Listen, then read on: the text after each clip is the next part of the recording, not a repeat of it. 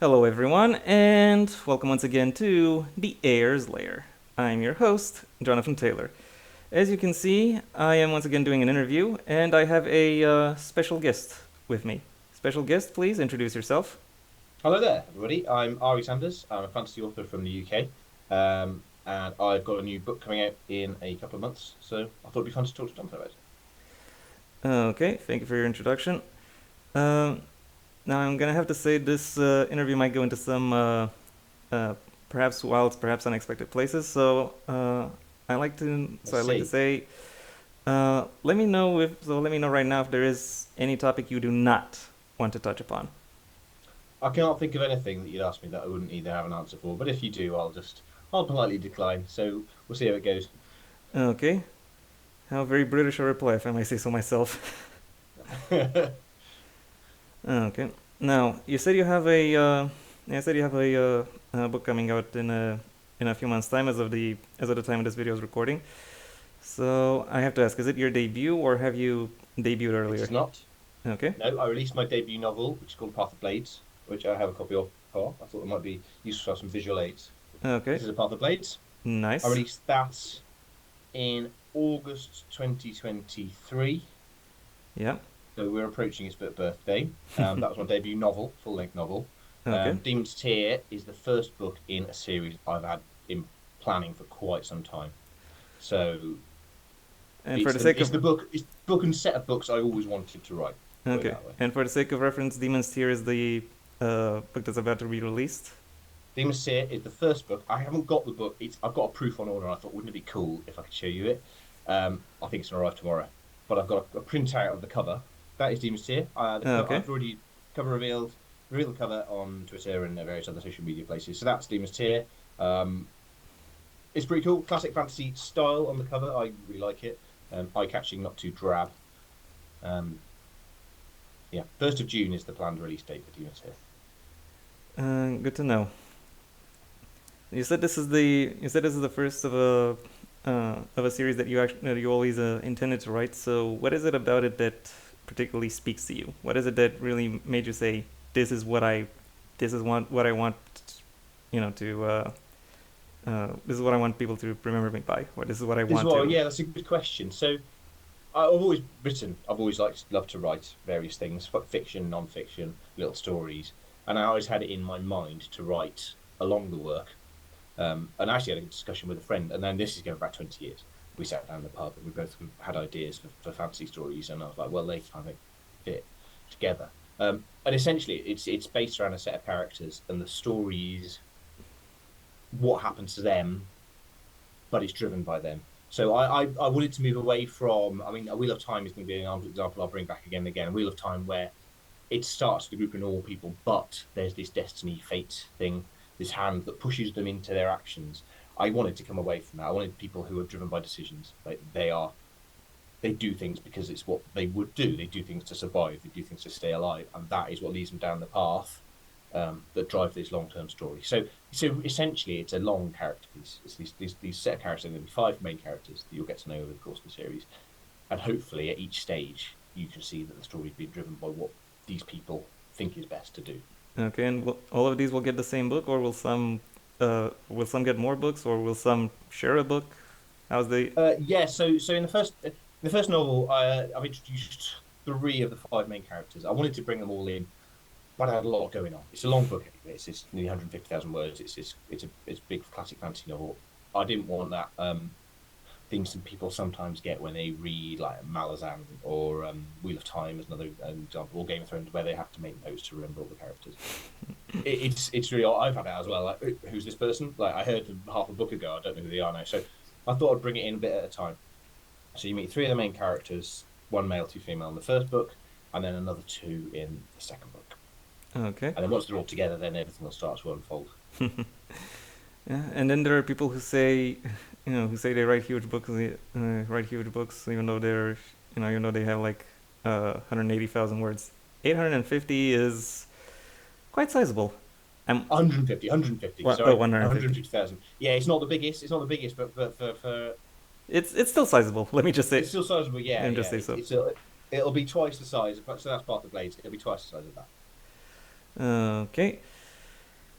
Um, when it comes to when it comes to the writing, I'll assume you were a character first kind of writer instead of rather than world first.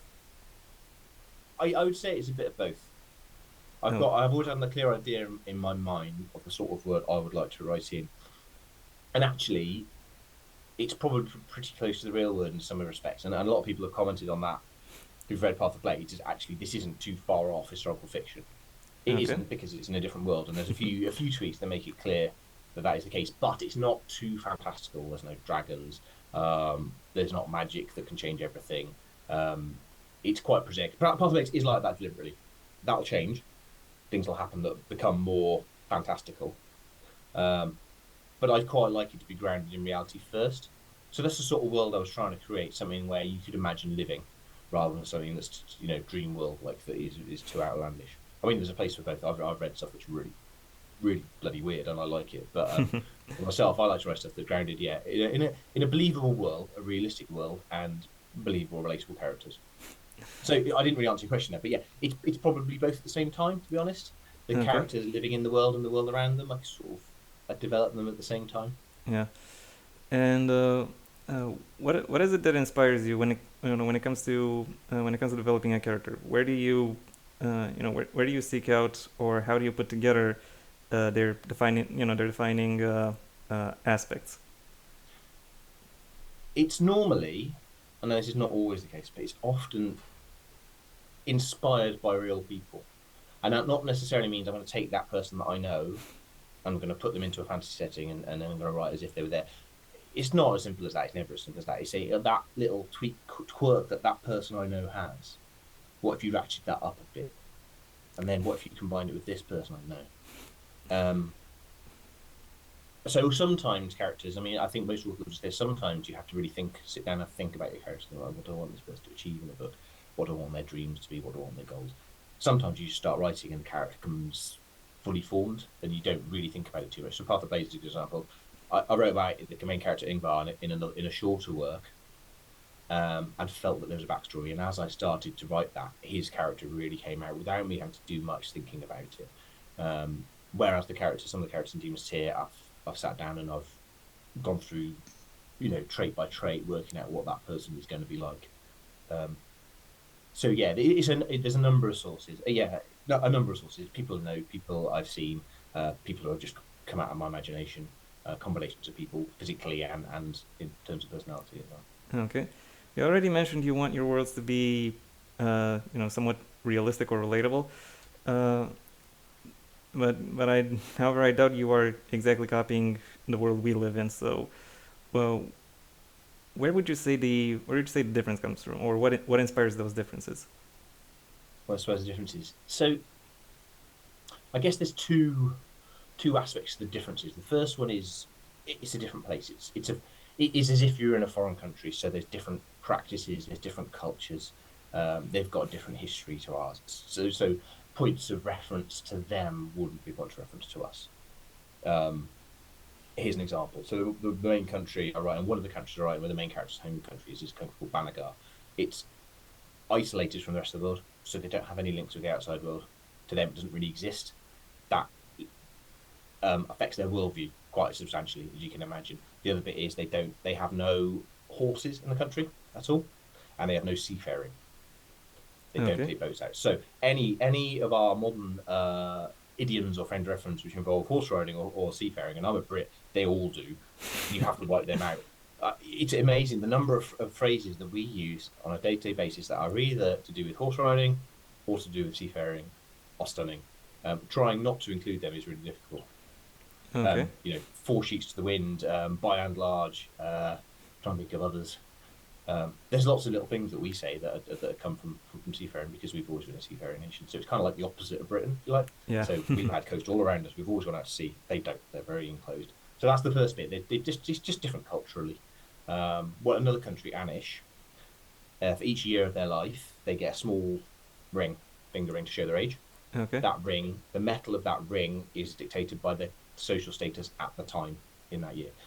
So it's how prosperous they are. So if someone has lots of brightly coloured, expensive metal rings, they've always been quite prosperous. If They start with like lead and then they go up to silver. Maybe you think, wow, they've done well for themselves. It could be the opposite around. So they wear their life history basically on their hands. That's an interesting concept, I have It to is, say. and it means that when you meet someone, you look at their hands and you know more or less everything about them. Hmm. So yeah, we don't do that. I don't know there's anywhere that does that in our world. So it's just like an interesting little cultural tick that makes it feel like it's a different place, an alien country. And then of course, so that's like culture, society differences, and then there is the fantastical supernatural elements which are limited in Demon's Tier. And I'm going to have to word this very carefully because I don't want to spoil anything for anyone.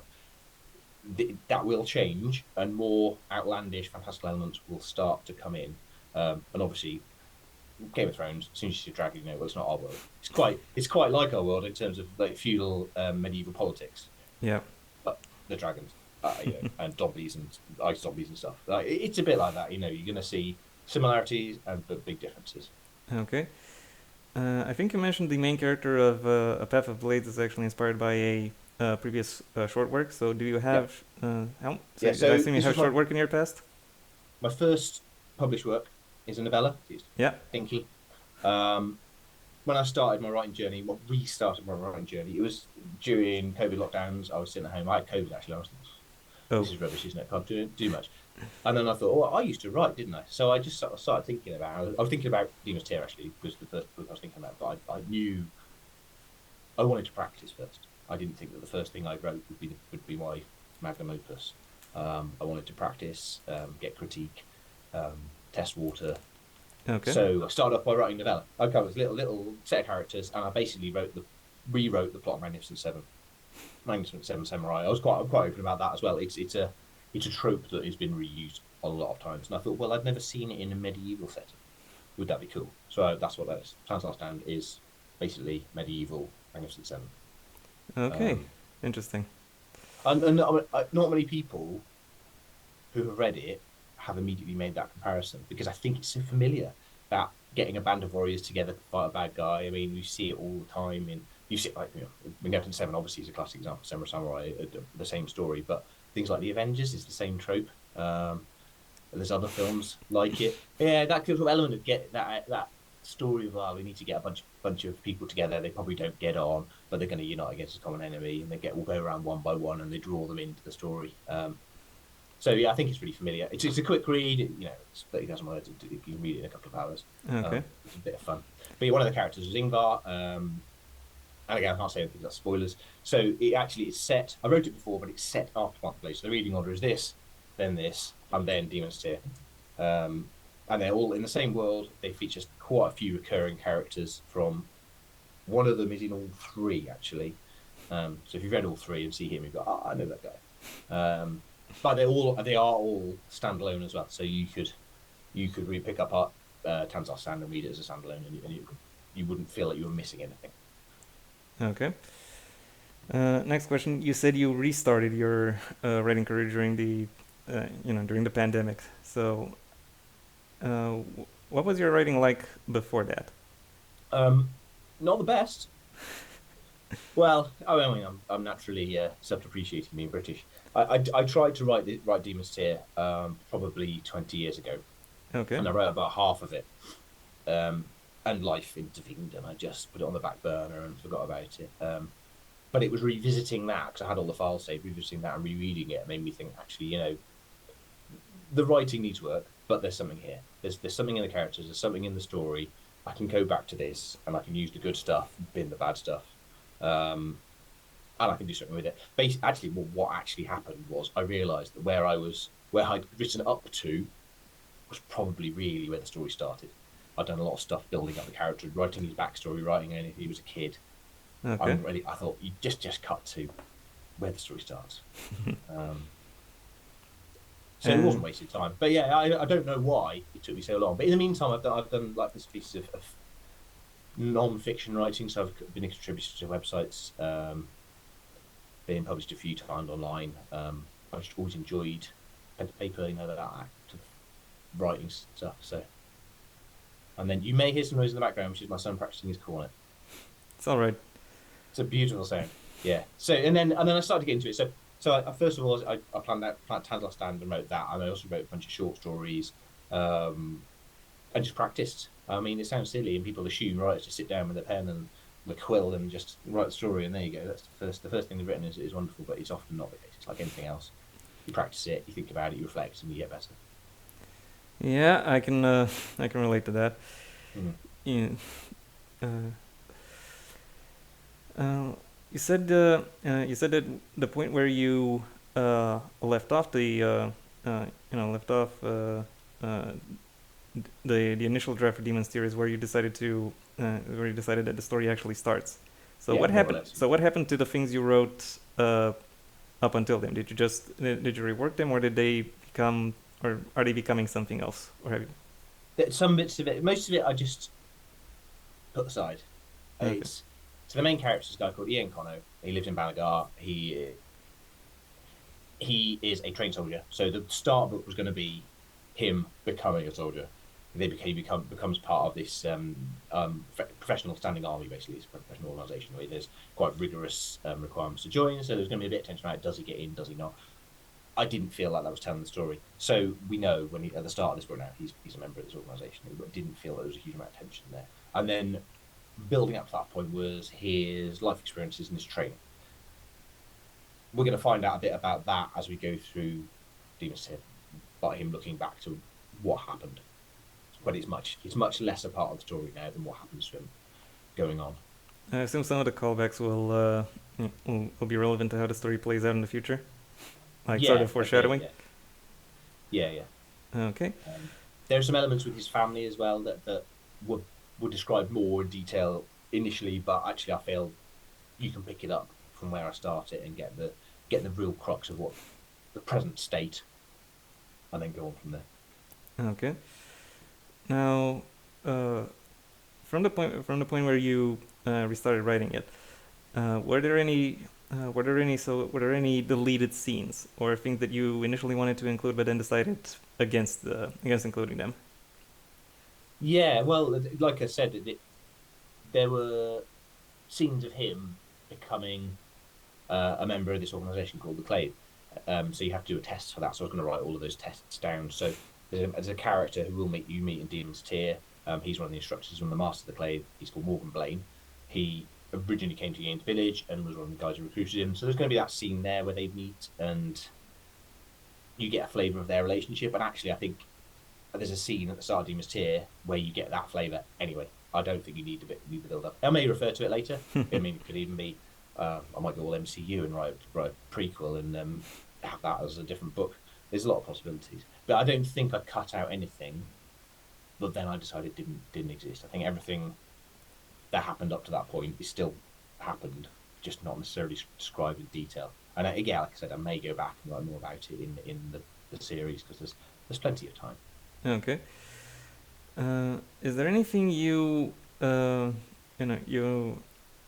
were surprised to find that you have actually included? As in something you thought it would have been better left on the cutting room floor, so to speak, but then decided, no, wait, it actually works in this place, and then put it in that place. Yes, yeah. There's a scene. Well, it's a chapter at the start, and I wrote it and then took it out and then I put it back in again, and I've had beta readers say, "Are you sure about this?" And I've thought about it and thought about it, and it's had to go in, and I can't.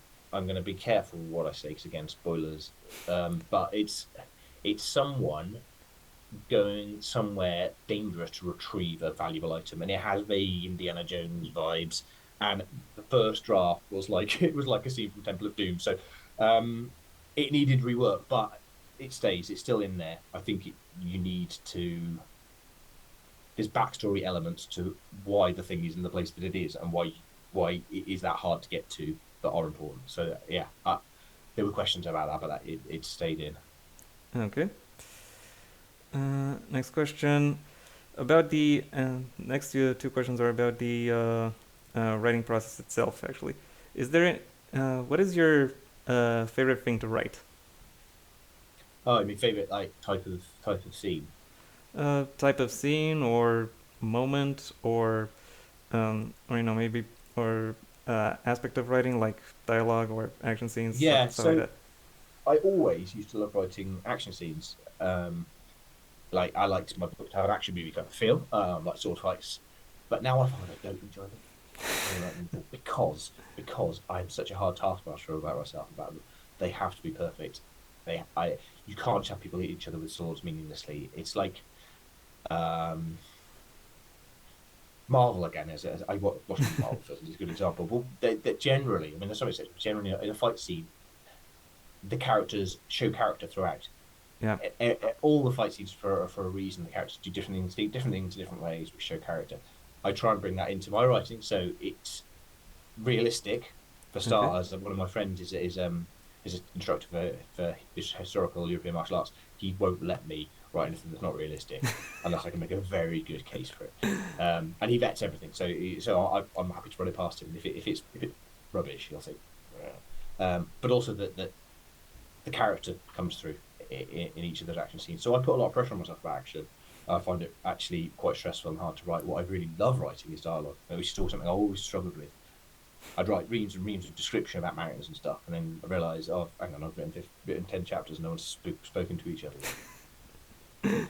It's easy to do, and you write what they see and what they're doing, but people talk to each other all the time. Yeah. It's natural, and it's a really, really good way as a writing tool. It's a really good way of conveying information naturally, because people do talk. Not one of those like, tell me again about the kingdom of, like as people use an exposition at the start of their book. But generally, people do talk about things, and people do quite often talk about stuff that's bloody obvious as well. Like in real life, you listen to people quite often; they'll say something things that both of the people in the conversation know full well. They'll just talk about it. But I enjoy writing it now. Like I can write pages and pages of dialogue in it, and it doesn't faze me. Where I used to find it a real challenge. Okay. Um, yeah, I find it a lot of fun. Writing a realistic conversation with a bit of back and forth and a bit sort of snap in the repartee. Yeah, I like it. I think we actually covered my, the next question I had in mind as well, which is what exactly do you dread writing, or what Mm. is it you're not as certain of when it comes to writing? Yeah, I mean, well, I've mentioned fight scenes. I said I don't write them, but I do. I do a big action scene. I do get going for it. I do get quite excited about it. But yeah, I find it a definite process to write. Right, this happens and this happens and this happens. Because sometimes with dialogue, you can just sort of let it flow like a natural conversation. Yeah. And then you've written a bit and you realize, hang on, we weren't supposed to say that. A bit like a real conversation. Yeah. Next up, I'm assuming all of your books are going to be self-published. Was that always the intention? Well, that's the start. I genuinely didn't know. I was absolutely naive about the publishing process, and I found out that you could self-publish. And I was like, well, easy bit. But now I've informed myself a bit more, and I think for me, it's absolutely the way to go. I have no regrets about it. And I thought a couple of times about pursuing traditional publishing for Demons Tier, but I think it could just be a path that leads to absolute frustration. And I know that people are aware about the traditional publishing process, but it is full of steps which take time and energy and stress. And at no point are you guaranteed you're going to sell any books or make any money. Okay. Um, I mean, you can do it if your book's great and it fits the market, and you find an agent who's going to fight for it because they think it's saleable. Yeah, that's great, but it's a small proportion of people, and an even smaller proportion of people who get an agent, get a publishing house, then actually get a finished book that sells well. So it's a really difficult thing to do. And people who have done it successfully, I've got full of admiration for them. Yeah. The But book. myself, I don't know. I did read watch it or whatever. I've got a full time job, so all my writing is done in part time. Yeah. In my spare time, and I'm happy for it to be a hobby venture for now. I'd like to think I can get a bit of traction behind the book, the writing. I think there's definitely that's definite appeal. I think there's a lot of people like read the sort of things I like would like this. Um, yeah, I'm not sure whether I could sell it to a traditional publishing house. I'm a hobby writer as well, so I know the struggle. Also, I have to say that a book being great is not necessarily a prerequisite for for traditional publishing. Cough, Well, 50 Shades, I wasn't going cough, to say cough, that. Iron Wing. Yeah. There's plenty of absolute dross that gets published, but again, it's about marketability and saleability. It's not that they think it's good; if they think it will sell. Like Yeah. anything, like music. If you could break into the music industry, which is another one of my dreams for a long time, you've just got to be right place, right time, right face, get lucky, be saleable, and you can have a lot of success Okay. if you're lucky. But such a vanishingly small number of people actually do it. I didn't feel it was worth stressing myself out about. Okay. I wouldn't say no. If in the future if I wrote something and I thought, what, this might have a marketing might be marketable. And they say if you sell what was the number 100,000 books as self-published, you'll get knocked to the door from agents. I don't know that rule, so Well, I've heard of it happening. Like The Martian, self-published book, and it sold masses, and that he eventually got a trad published deal because people came looking for him. But it doesn't happen very often. that's nice. But That's yeah, for him. yeah, indeed, I can confirm. Now, you said you were naive when it comes to publishing. Have any of your assumptions about publishing have been proven true or false ever since you've looked into it? I don't think I realised how big a mountain it is to climb to get trad published. It was also something I was intending to do. I don't think I realised how accessible self-publishing is. And I also don't think I realised the quality of self-published books there are out there. There's some really great books being published by independent authors, really great books in all sorts of genres. Um, People who are used to reading books from trad publishing houses should not write off indie published books. They're hard to find because they don't have the mass marketing behind them. You sort of have to go by word of mouth and recommendations and reviews. But there's loads of bloggers who specialise in indie pub stuff, and they'll find the good stuff and they'll tell you about it. So if I was a reader, I would find something interesting and good and slightly different from the normal mainstream. I think that's what I would do. Okay. Uh, are there any particular indie book blogs you would like to recommend? Well, I've got another interview in what's the date? On the weekend with Case Hidden Shelf, and Kay's very really well regarded. Um, Looking forward to talking to her. Guy called Matt Pittman. He picked up Path of Blades not long after it was published, and he's been banging the drum about it, saying how good he thinks it is, which is just wonderful. I mean, I can go on Twitter or on here and say my books are great, but if someone else is going to do it for me, it means absolutely the world. I mean, even though no one buys it as a result, just for someone else to say I really like this guy's writing is huge. I don't think of anybody else. Guy called Wolver's Library has been a bit of a champion. Guy called Tezza Hobbs has been a bit of a champion. There's loads of good people out there who are reading constantly and blogging about it. Okay. You already mentioned having beta readers and receiving their feedback. So, uh, going a bit further in that direction, I'm gonna look through that. What was the initial response to the you know uh, to your books and your advanced reading copies, assuming you sent any out so far? How were you? What impression did that leave? And did you have anything akin to a teachable moment, i.e., something you realized you should have done better or something like that? Yeah, lots. It's a massive learning curve, and you've got to have your eyes open for ways to learn. Um, the biggest thing for me, I think, the biggest sell for your books is if people like the characters. Um, Making sure the characters are relatable, making sure they're unique, making sure they have a voice. So even if you're not naming them, they know who's talking because they're so um, easy to understand. On some of the arcs before Path of Blades, like I said, I was really new to it all. I had no confidence. I mean, that's something that's hard to admit. I wasn't sure whether people would like it or not, so I didn't do the arc thing. I sent out arcs in dribs and drabs. I think post publishing mostly. And obviously I got good feedback from a lot of people, but I didn't send out a mass load of books before publishing. I've done that for Demons Tier, or I'm about to. Just doing the last couple of edits, and there'll be a bunch of books going out to a bunch of people. Hopefully start in May, so that's about a month from now. Hopefully in a month advance of the main publication in June. As for teachable moments, I mean that's a good question. Um, I can't think of anything now. I'm sure there's been some things where people have made some feedback, and I've gone, oh yeah, here's one. At the end of Demon's Tier, I've got one of my beta readers is another author called Julia, and she just queried why a bloke was doing something. And I was like, yeah, I'm glad you said that because I had doubts in my mind. It's about character motivations, isn't it? Yeah. Um, does this make sense? Like he chooses a course of action, but if I was in his shoes in the situation, would I act like he acted?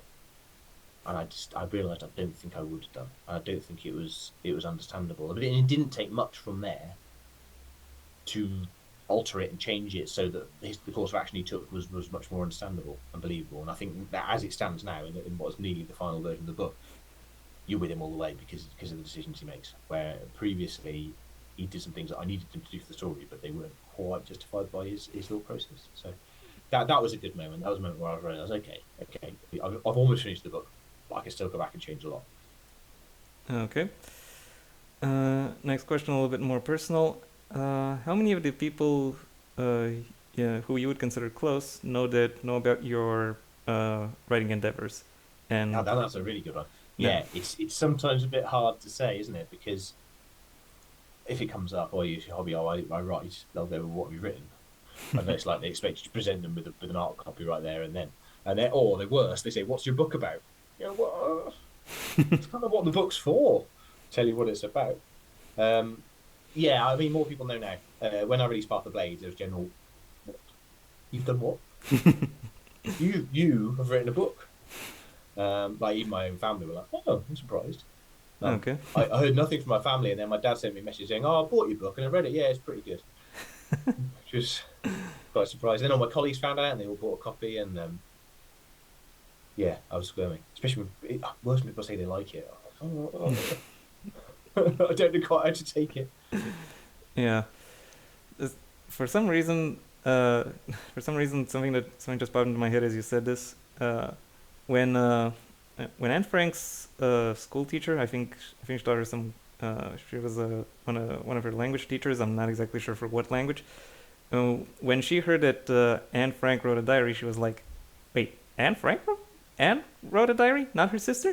That's kind of weird. I did not expect she would." Mm. So yeah, interesting. Uh, Next up, a question that I now realize is perhaps a little a little similar to one I've asked previously. Go for it, again. I might give you a different answer. I'm predictable like that. Okay. Uh, Now you've already shown me, that you have pretty much all of your releases more or less on standby or ready to be showcased. Yeah, I think Has working on any of them shown you anything that you would like to um, improve, iterate upon, or do, or otherwise do differently when looking at your future works?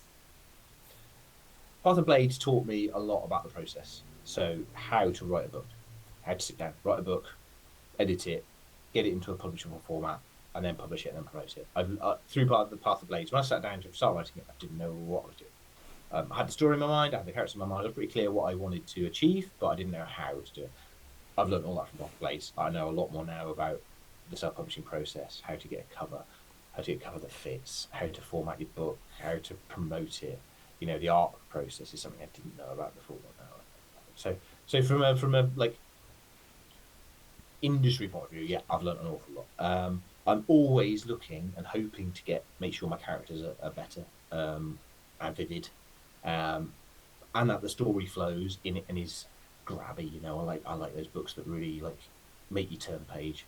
I read a lot of Lee Child and Okay. Reacher series. It's obviously not fantasy, but the way he writes, so at the end of every page you want to turn the next page. They're really hard to put down.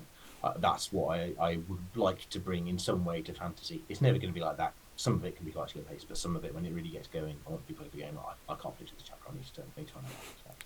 That's what I would like to, the effect I'd like to induce in my readers. Okay, good to know.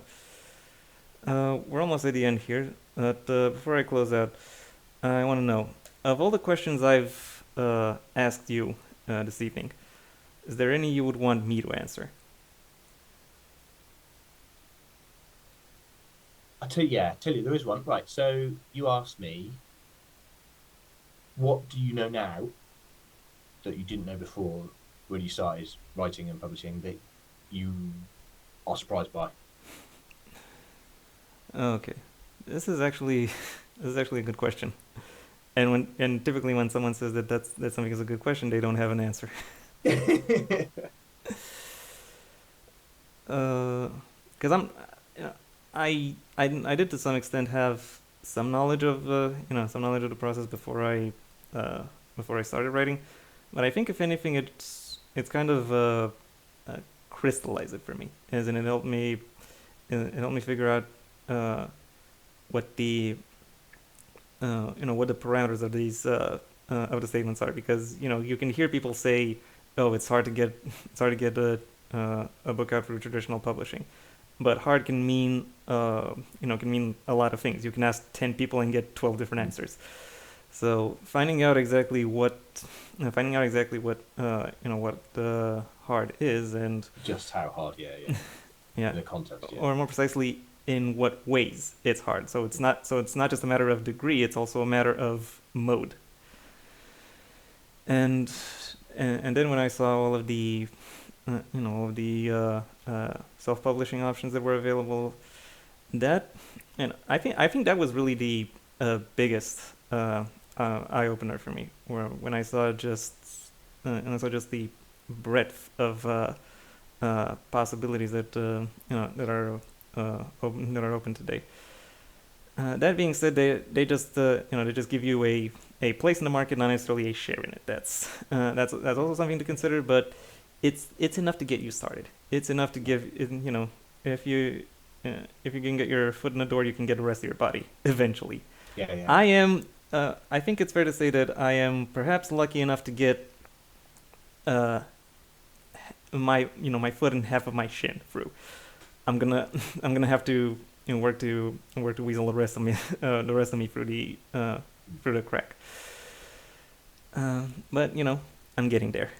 You're getting there. But the thing about self-publishing is that it puts the power on you to get your book written and get it out and make it available. Like through TradPub, I don't know. It would be very hard. It could be years. Even if it was your book's great, we're going to publish it. It could be a long time down the road before it's out there, ready to be bought, ready to be read. Whereas with self-pub, all right, I've sold a pretty modest amount, but I've sold some. People have gone out, they've bought my book and they've read it. They've bought something that I wrote, and some of them have enjoyed it. I mean, that's really all I ever wanted.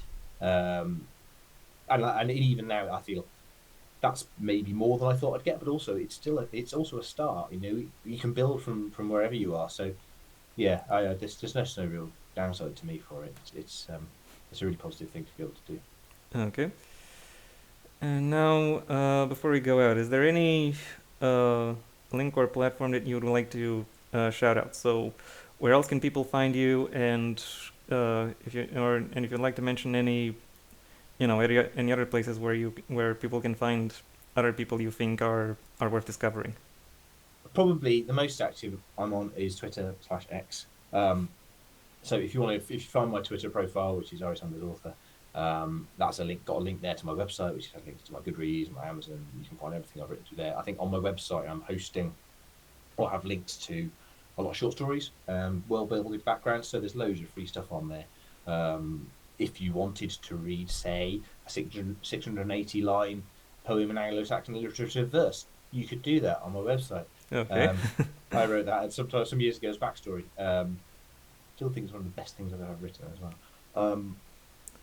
Yeah, so through Twitter you can get all of that, and I post on Twitter pretty regularly, and it's not like buy my books. It's quite conversational. I quite like to interact with people, and most of the people who I have encountered who have been helpful, supportive, I've also met through Twitter. So I should name some other fantasy authors, self-published fantasy authors. Mike Roberti, his books are really well reviewed. Definitely, they're on my to be read list. Andrew D. Meredith, his books great, are huge, dense chunks of epic fantasy. But he's also a real good community guy, really supportive. I've been hosted on one of his programs at Christmas to really chat about my books. So they're two people I pull out straight away as people to look into if you're into epic fantasy. Okay. Well, I'm gonna say that was it. Thank you for joining me today, and thank you to everyone who has been who's seen this video. If you've enjoyed it, well then please like it. Maybe even share it wherever you think other people will also like it. If there is anything you'd like to add to the books discussed or to the topics we have discussed, that's what the comment section is for. And if you want to see when my next video gets released, well then, please subscribe. Ideally also ring the bell or do whatever else YouTube will ask of you in order to keep you notified, because yes, this is going on YouTube. What else? Ah yeah, my books, the first of my own Heir to the Empire series, The Next Generation and Path Not Taken, are available at various book retailers under respective master links in the description down below. And yeah, right past my own social media links, also down in the description. And I also have a Patreon in case you want to support me more directly. And there are various tiers depending on how much you're willing to support and how much the the rewards I listed actually interest you. I also have a second channel where I talk about topics not related to book or literature, if that sounds like something you'd be interested in. Or you can stay on this channel and go through my edited interviews, my book reviews, my writing advice, or even my lore videos. Or you can do whatever else you want with your day, because after all, it is your day. Until next time, I am Jonathan Taylor, and this has been the Heir's Lair.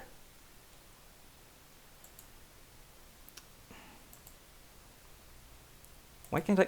There.